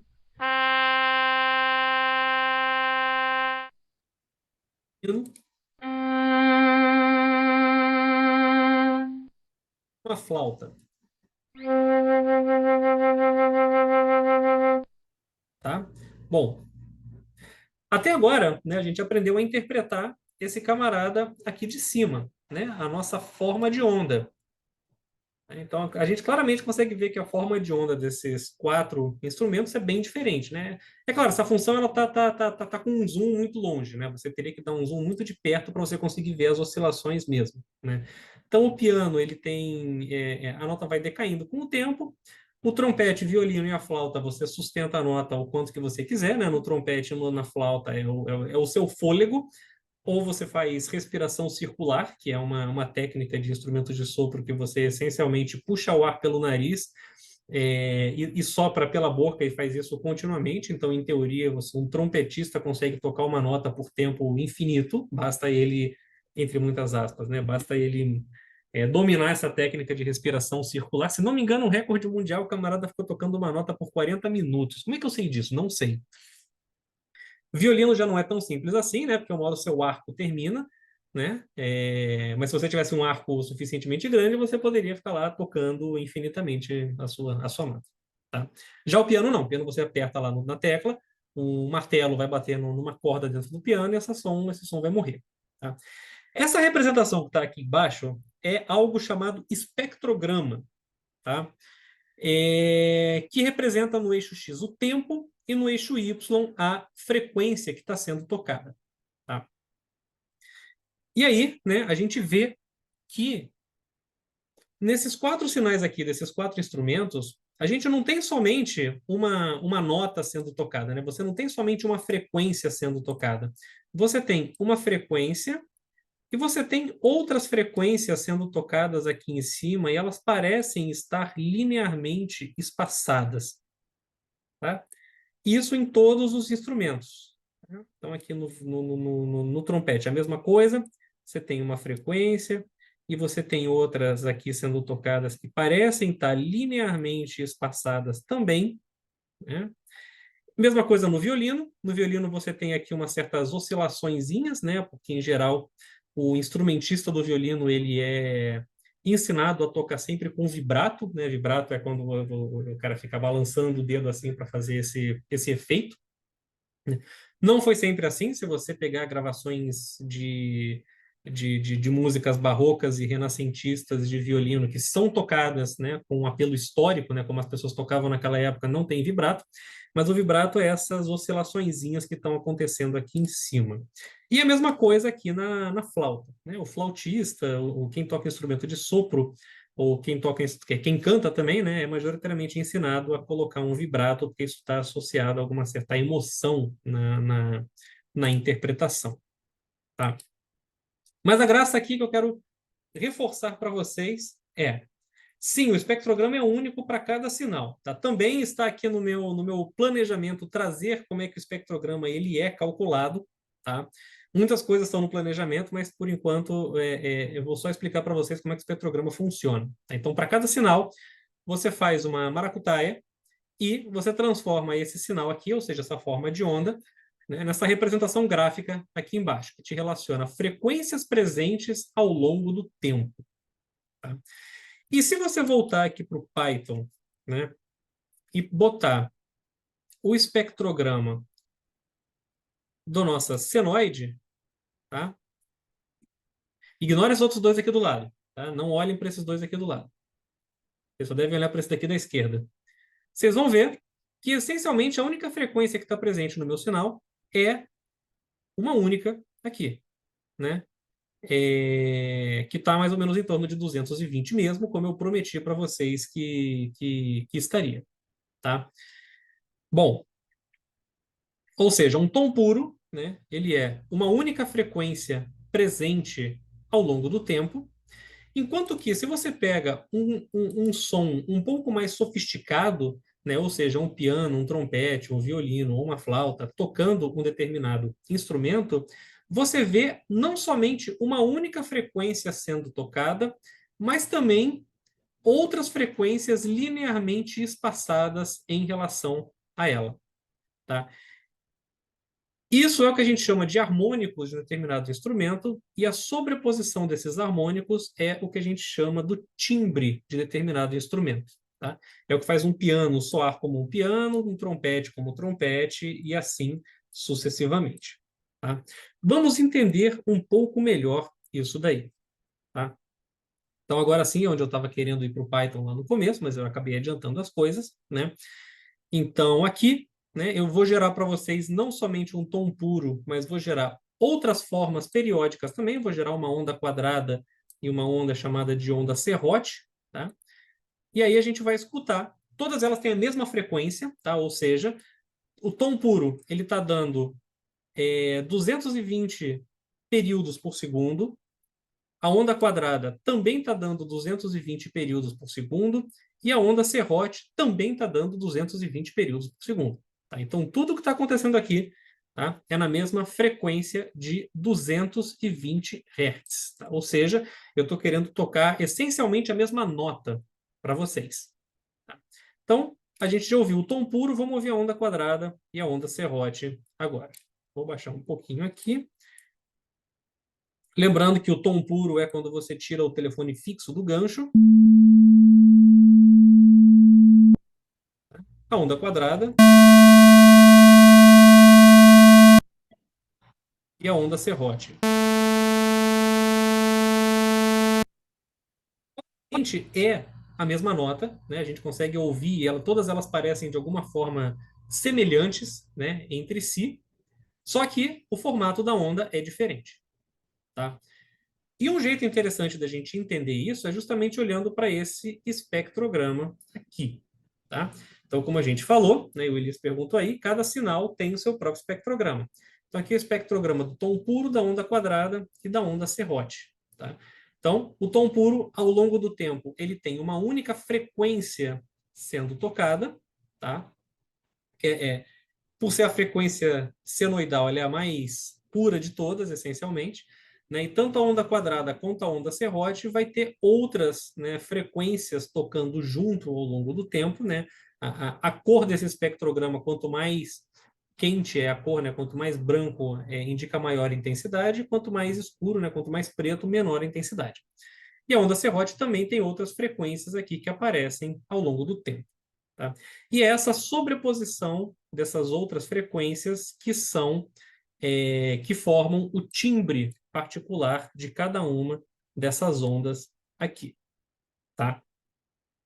Bom, então pegando aqui um exemplo real, né, novamente, pegar aqui um trompetinho aqui. Calma aí, Álvaro, já vou te responder. né? Então, tocar uma coisa decente aqui para vocês, né? Não tocar um apito, que nem eu fiz ali em cima. E se a gente botar o espectrograma, né, a gente vai ver que a evolução das notas ao longo do tempo, né? Para cada nota que o espectrograma que o trompete toca, né, tem aqui todas as outras frequências sendo tocadas, tá? Na senoidal aparecem outras frequências, isso daqui é essencialmente um artifício da imagem, tá? É, é, Essencialmente é uma tecnicalidade de como que o espectrograma ele é calculado, tá? Ele não é uma representação perfeita, ele é uma representação um pouco corrompida do sinal de áudio. Então, idealmente, deveria aparecer uma linha aqui só, né? E essas outras gordurinhas que tem aqui um pouquinho aqui para baixo, um pouco aqui para cima, são particularidades de como o espectrograma ele é calculado, tá? Não vou entrar muito nesses detalhes hoje. Eu posso trazer mais sobre esses detalhes da próxima vez, tá? Mas é isso. Você não tem como calcular um espectrograma sem contaminar ele de alguma forma, tá? Aguarde um pouco que eventualmente eu vou trazer mais sobre isso, tá? Então tem muitas coisas que eu tenho que trazer que não estava no meu planejamento. Eu tenho que dar meus pulos aqui. Ainda bem que o curso é dinâmico, tá? E aí, né? Vamos voltar aqui para o PowerPoint, então. Então, se você olhar, parece que essas frequências ativas elas estão todas linearmente espaçadas, tá? E elas de fato estão, né? E a gente vai entender o porquê que essas frequências ativas estão linearmente espaçadas, tá? Olhando para uma entidade matemática que representa, né, a geração de uma onda sonora, que é a nossa querida equação da onda. Tá?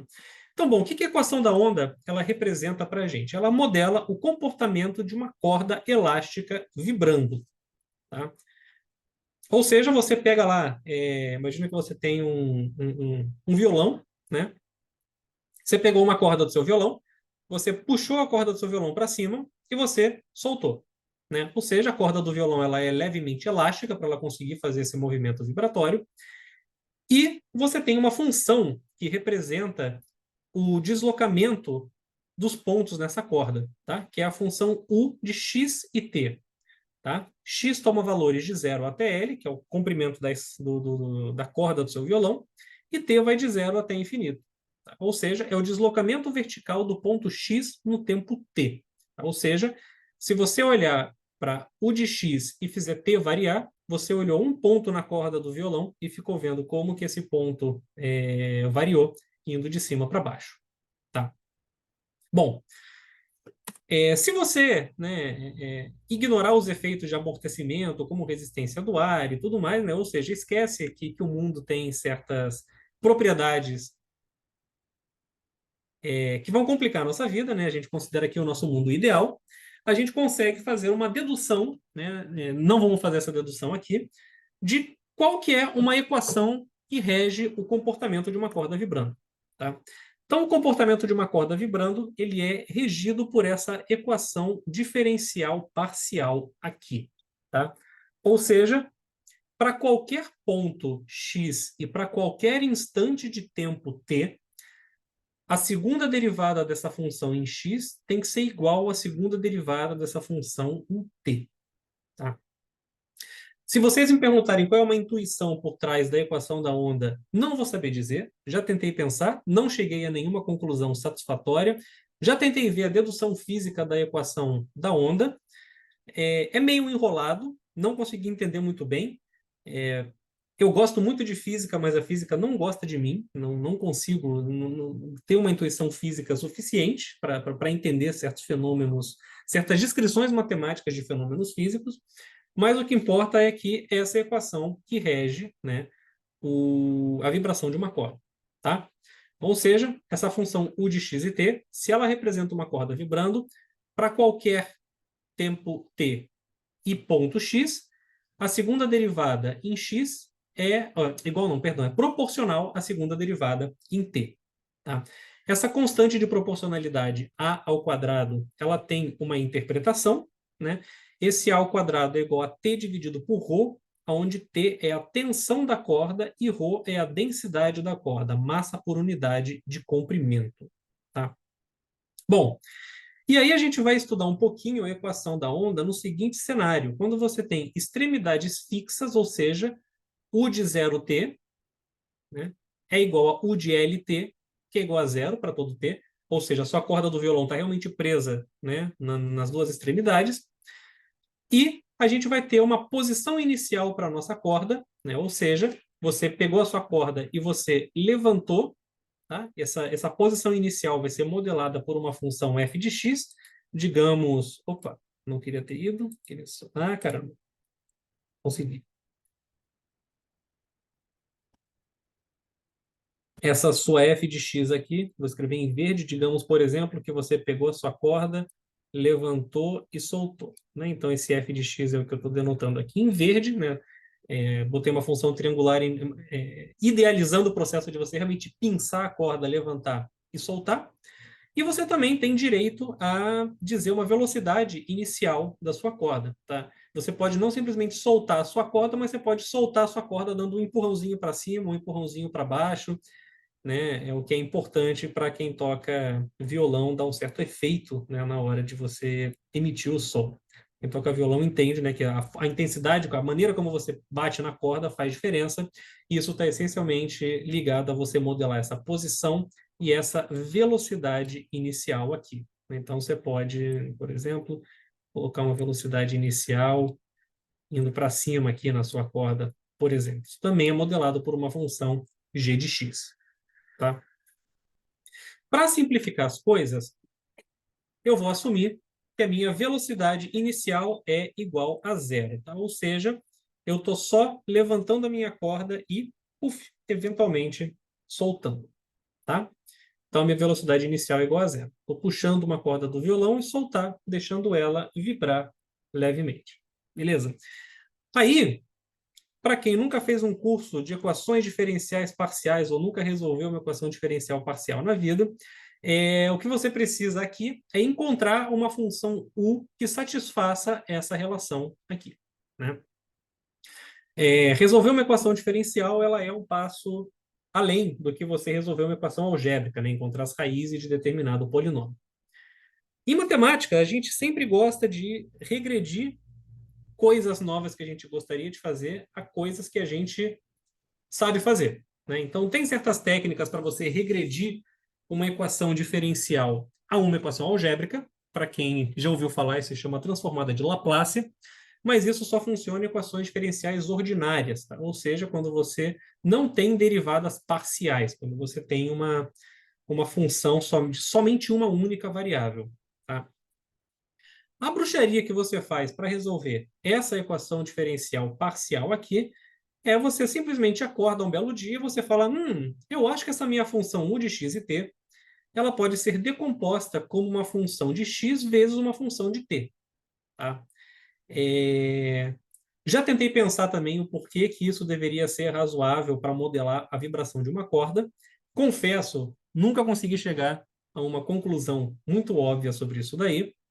E aí, quando você finge que essa função ela pode ser decomposta dessa forma, né, você tem essencialmente duas equações diferenciais ordinárias, uma para x e uma para t.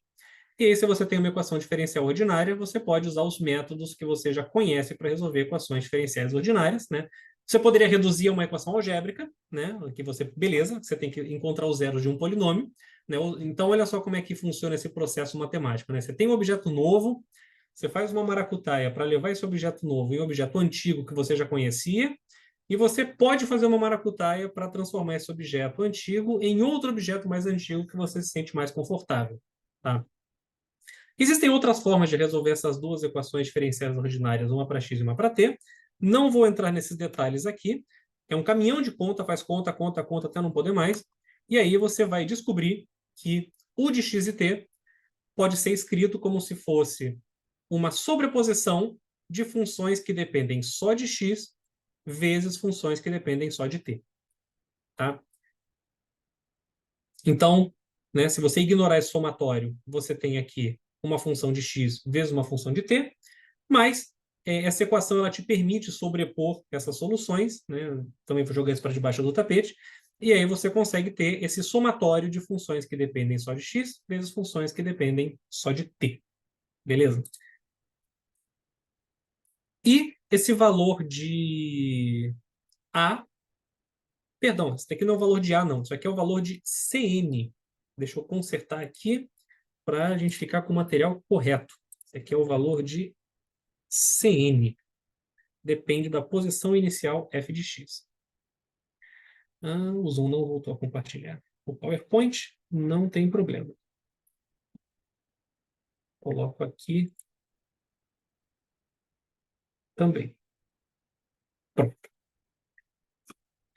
Então, o valor de Cn, né, o valor aqui de Cn, ele vai depender da sua posição inicial f de x. Beleza? O que que isso nos diz para a gente musicalmente? Tá? Diz para a gente essa frase que eu retirei do livro clássico onde você estuda equações diferenciais, o livro do Boyce de Prima e Meade. Elementary Differential Equations and Boundary Value Problems. Tem tradução em português. É o livro clássico que costuma ser usado nos cursos de cálculo 4. Tá? Cálculo 4 é o curso onde você vai fazer essas contas infinitas para resolver equações diferenciais. Tá? Então, esse trecho aqui do livro do Boyce diz para a gente o seguinte: para um valor fixo de n, essa expressão aqui, na solução da equação da onda, ela é periódica no tempo t e tem um período 2L dividido por NA. Portanto, representa o movimento vibratório da corda com esse período, ou com a frequência NPA sobre L. Tá? As quantidades NPA sobre L são as frequências naturais da corda, isto é, as frequências nas quais a corda vibrará livremente.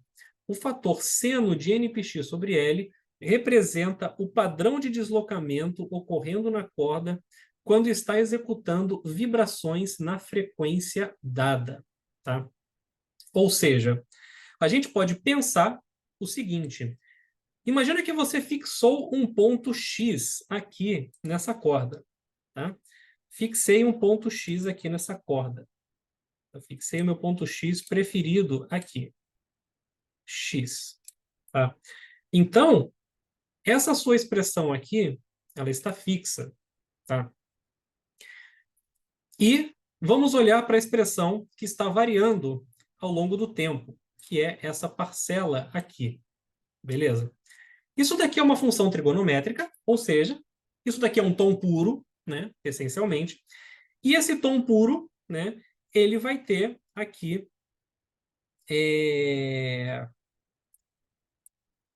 uma,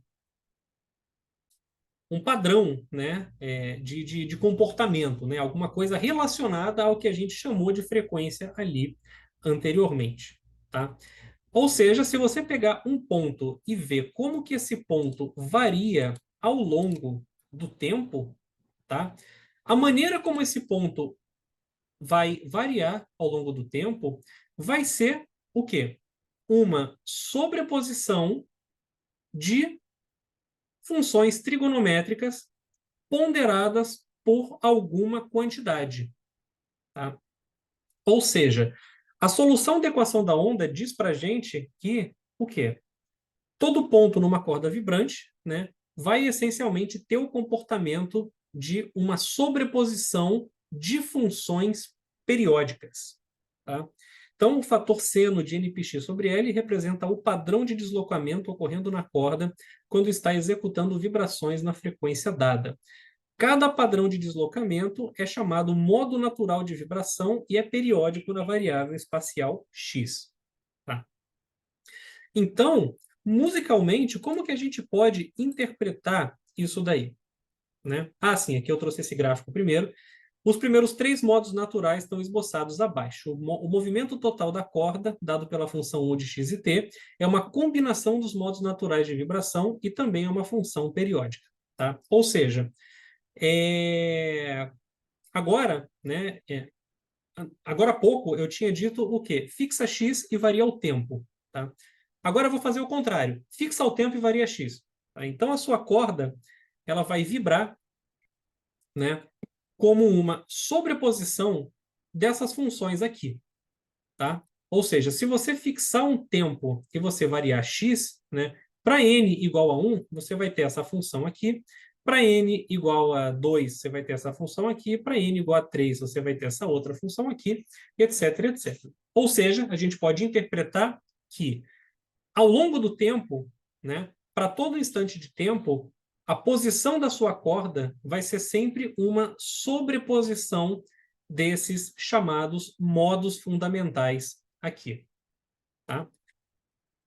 E aí, musicalmente, como é que a gente interpreta isso daí? Assim, repare, né, que isso daqui está tudo acontecendo como múltiplos inteiros de uma frequência fundamental, né? Essa frequência fundamental, ela aqui, nessa frequência natural. Se você fizer n igual a 1, você vai ter πa sobre L. Essa é chamada frequência fundamental da sua corda. E isso está associado ao quê? Ao nosso A, né? Que é quem? A tensão da corda e a densidade da corda, e está associado ao comprimento da nossa corda. Tá? Ou seja, uma corda vibrante, ela é uma sobreposição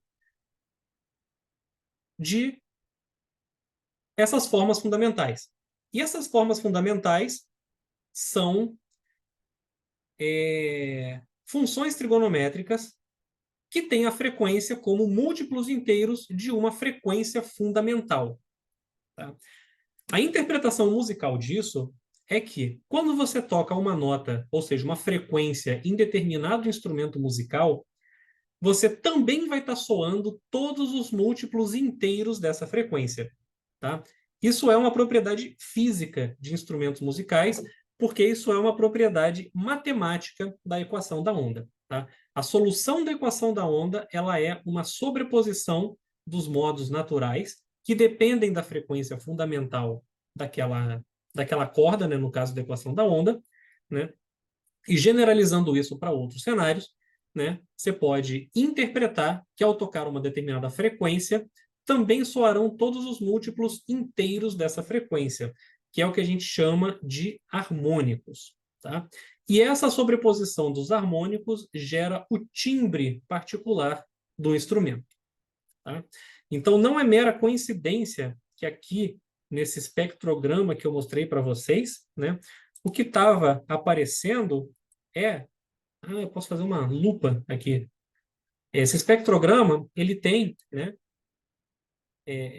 essas frequências linearmente espaçadas, porque todas são múltiplas inteiras.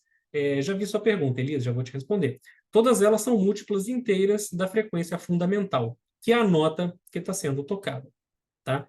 E o padrão com o qual os harmônicos se dispõem aqui é o que vai dar o timbre específico de cada instrumento. Tá? Elias perguntou, essa função poderia ser vista como uma convolução dessas duas funções? Não. Né? Uma convolução é uma outra operação que você faz com funções que não é essa daqui. Tá?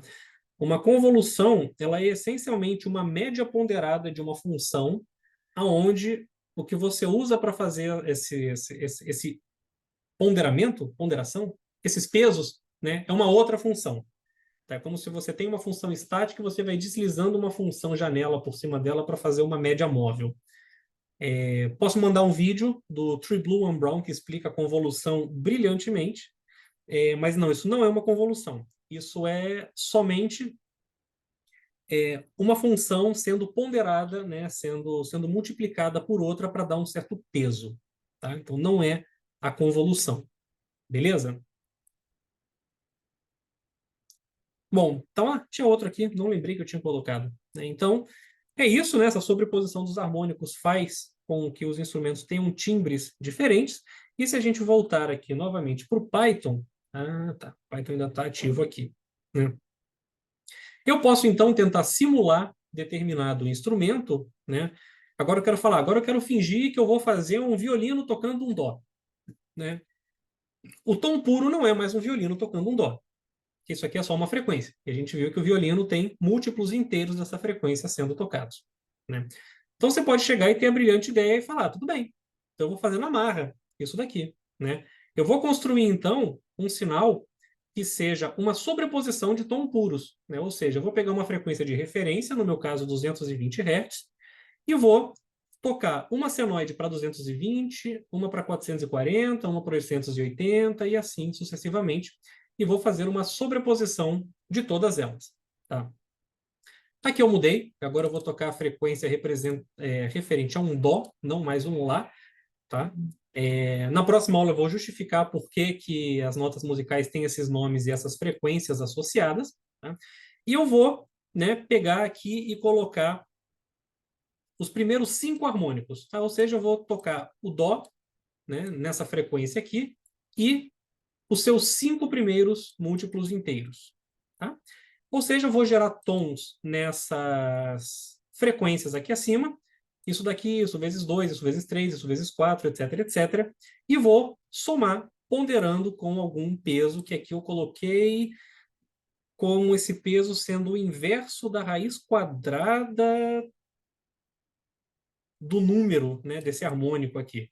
Enfim, é uma tentativa muito frustrada de tentar simular um som de algum instrumento musical, né?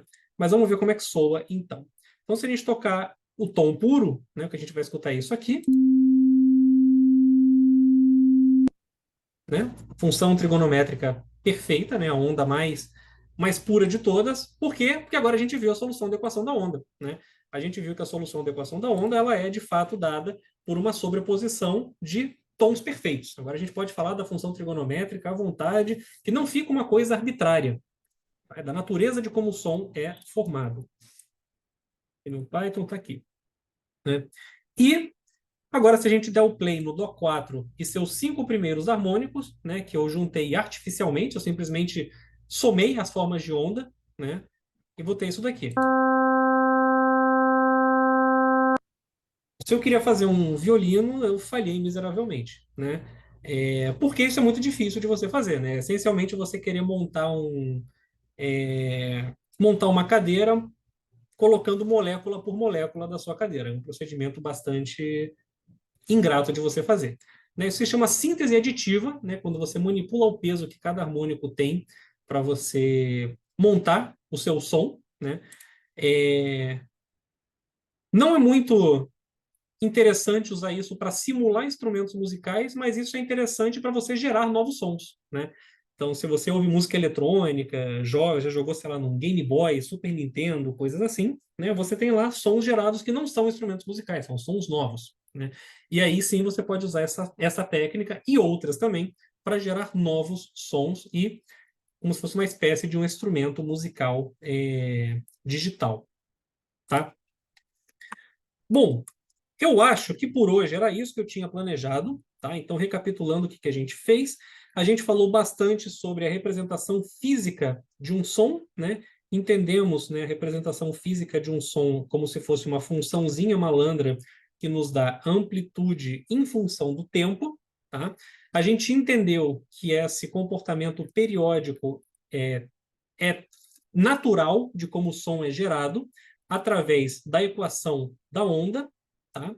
E a gente entendeu também que a equação da onda nos dá uma propriedade super importante sobre sons, né, gerados por instrumentos musicais, que é o fato de que quando você toca uma nota, você não está tocando aquela nota sozinha, você está tocando todos os múltiplos inteiros dessa nota também, e isso é o que faz o timbre de cada instrumento ser particular, tá?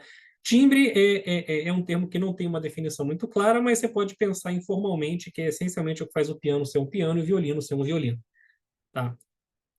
Esse foi o nosso primeiro passo aqui em explorar essa relação da música com a matemática, né? Se mantendo um pouco na física de como que o som é gerado. Mas agora que a gente entendeu, né, essa relação da física com como que o som é gerado, na próxima aula, amanhã, a gente vai dar uma viagem aqui no tempo, vamos voltar lá para o tempo de Pitágoras e entender como é que Pitágoras tentou explorar a equação da onda com as ferramentas que ele tinha na época, fazendo os experimentos com o monocórdio, tá? E dando origem a toda uma cultura musical que a gente tem até os dias de hoje, né? As nossas notas musicais na música ocidental, todas elas são provenientes desse legado cultural deixado pelo Pitágoras e pelos seus seguidores, né? A gente vai conseguir justificar tudo direitinho, porque agora a gente, ufa, tá tranquilo que a gente viu a equação da onda e tá tudo sob controle.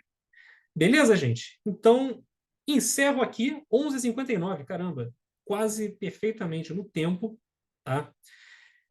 Perguntas, alguma coisa que vocês querem falar? Digam, sintam-se livres. Gostaram, não gostaram? Odiaram? Vão voltar amanhã? Espero que vocês voltem. Essa semana vai ser divertida.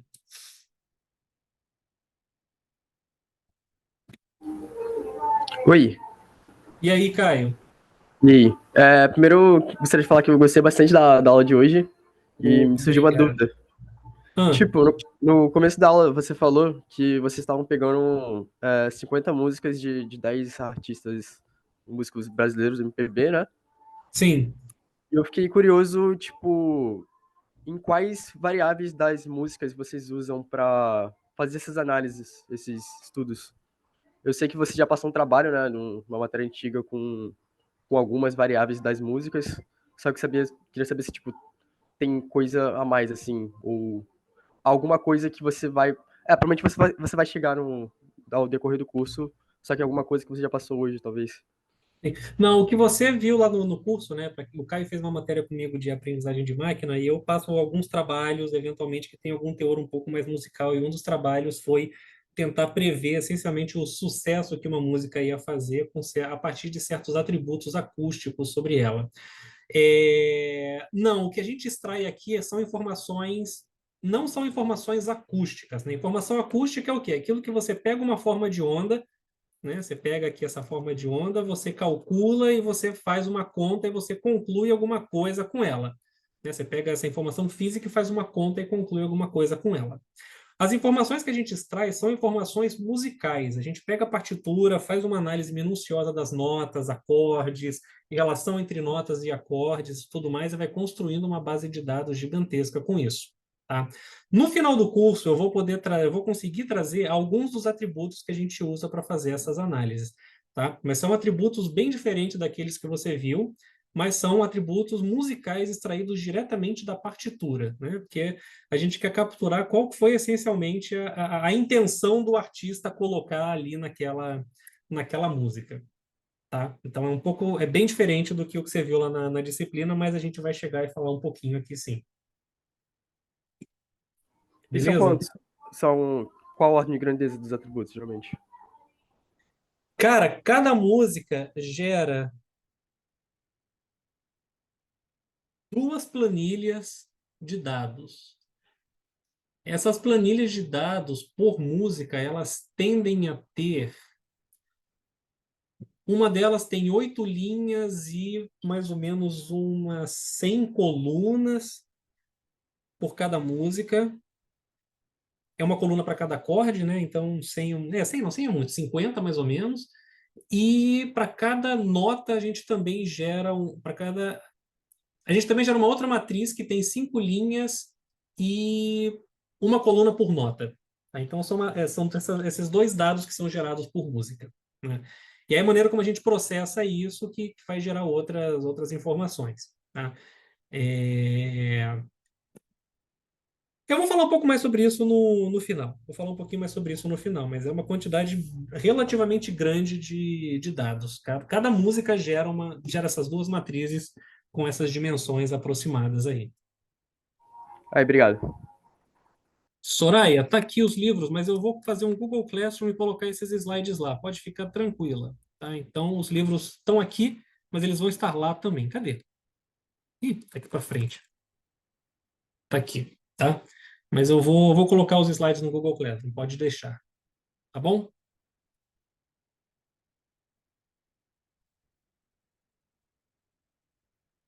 Algo mais, gente? Podemos ir almoçar? Obrigado, Carol. Gostou da aula aí? Isso aí, gente. Então, nos encontramos amanhã nesse mesmo local e horário para voltar no tempo e falar de Pitágoras, beleza? Tchau, tchau, gente. Abraço. Até amanhã.